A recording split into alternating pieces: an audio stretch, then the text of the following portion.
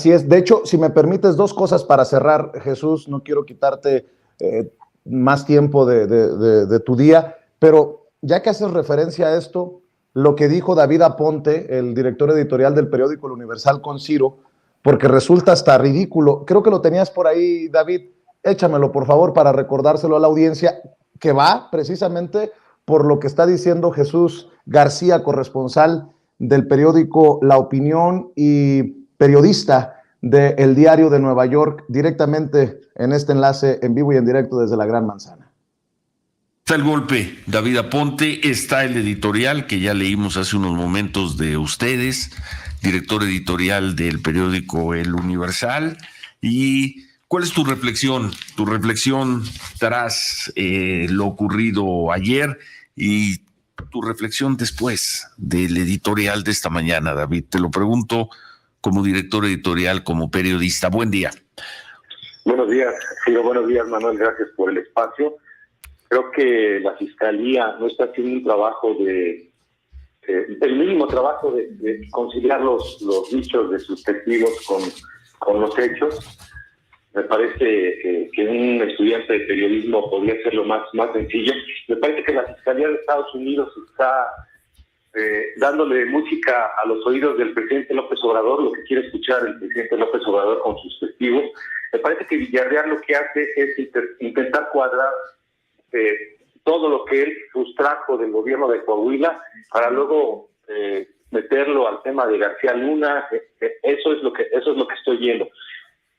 En un mínimo ejercicio de hemerográfico se da uno cuenta que cuando él cuenta que conoció a García Luna en el búnker en el 2008, pues se da cuenta que el búnker se lo inauguró Felipe Calderón en noviembre del 2019, es decir, se conocieron en un sitio que no existía. De hecho, hay algunas fotografías, hay un libro de la construcción del búnker que estaba en obra negra, estaban haciendo los cimientos apenas.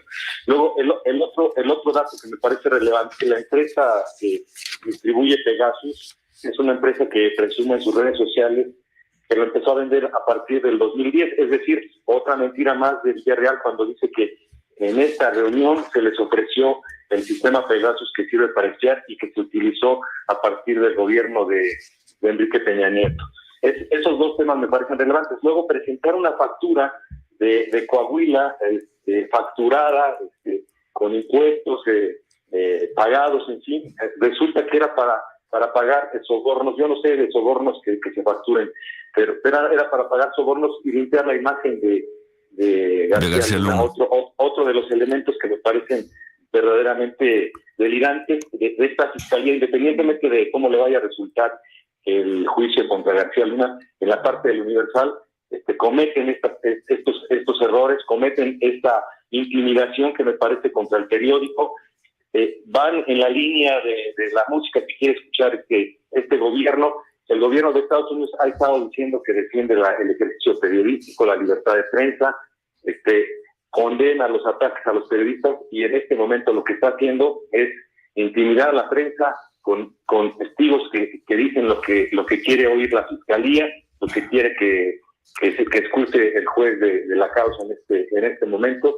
Y me parece que es pura propaganda lo que está haciendo el gobierno de Estados Unidos con esto, y el embajador Salazar se ha convertido también en un propagandista del gobierno de López Obrador. A ver, ¿cómo quería poner esto de David Aponte en el programa de Ciro Gómez Leiva para cerrar, Jesús, porque bien decías, tiene una alta carga política lo que se dice sobre Genaro García Luna, sobre todo en México.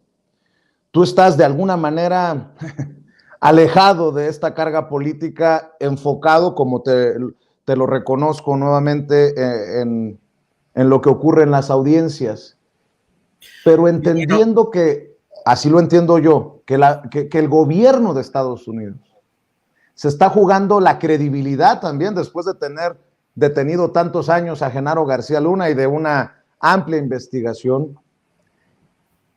¿Qué piensas de estas declaraciones? ¿Y tú crees que el gobierno de Estados Unidos está jugando su credibilidad en este juicio? Quedaría en ridículo si no logra un veredicto de culpabilidad. ¿Cómo lo ves?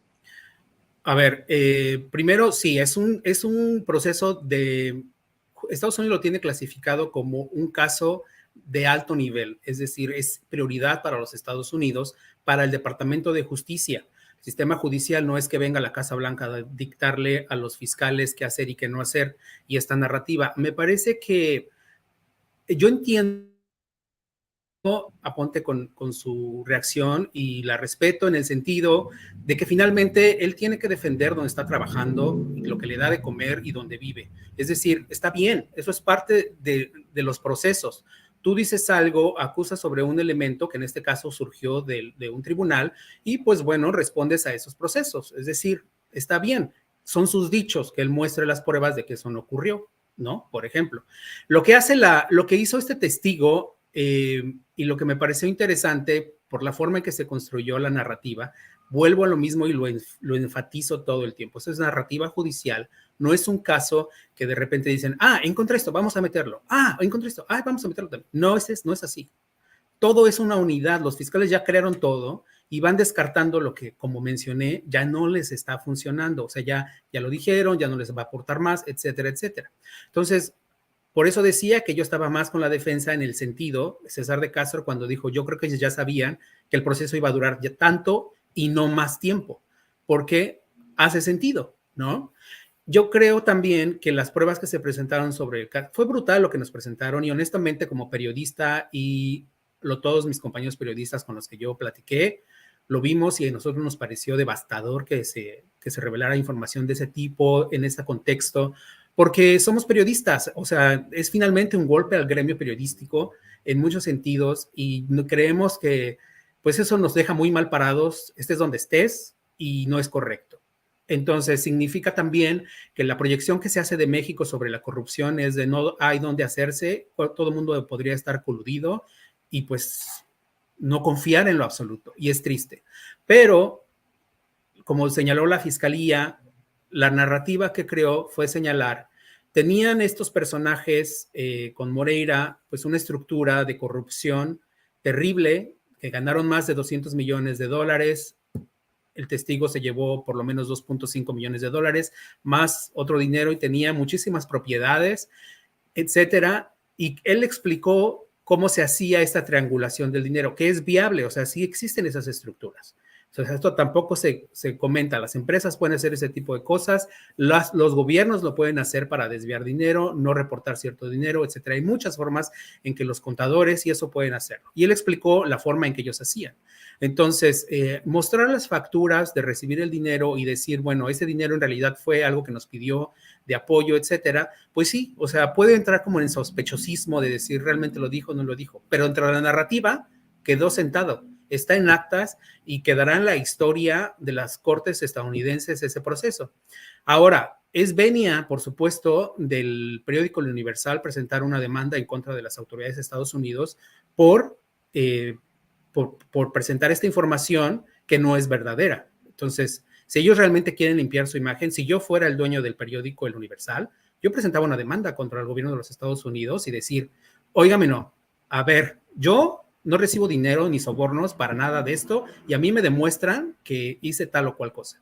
Porque es el paso, digamos, indicado a hacer. Y además sería bueno no solo para el periódico, sino para el gremio periodístico, si es que logran ganar, por ejemplo, un pleito de ese tipo. Entonces es muy importante como asumir aquí, ser responsables y tomar también quién está diciendo qué. O sea, yo entiendo también que el expresidente Felipe Calderón saliera a decir, yo no estuve implicado, yo no sé nada, etcétera, etcétera, desde España, ¿no? También él despierta muchas sospechas de, pues, ¿por qué se fue a España? A mí me preguntan mucho, oye, se me hace que Felipe Calderón lo van a mencionar y lo van a involucrar, etcétera. Le digo, yo no puedo hablar de eso, es teoría, básicamente.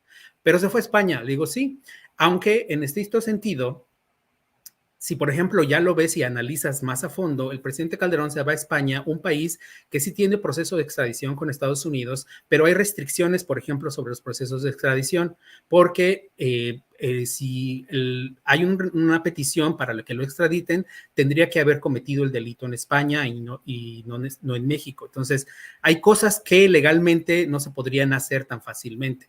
Entonces, eso ya es, obviamente, como un análisis viendo y tratando de entender por qué se da este juego. Yo no estoy diciendo y confirmando desde mí que Felipe Calderón está involucrado con el narco. No, eso es lo que se dijo en la corte y luego avanzando sobre ese proceso. Entonces, entiendo que hay mucho y está bien que se ventile en México todo esto. La verdad, a mí me parece fascinante que los mexicanos estén hablando.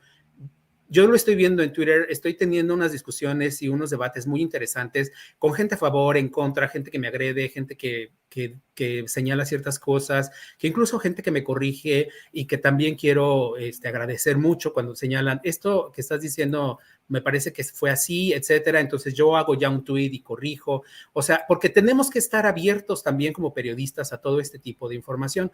Por cierto, quiero aprovechar esta parte para comentarte algo que me parece fundamental. Yo cometí un error. Ayer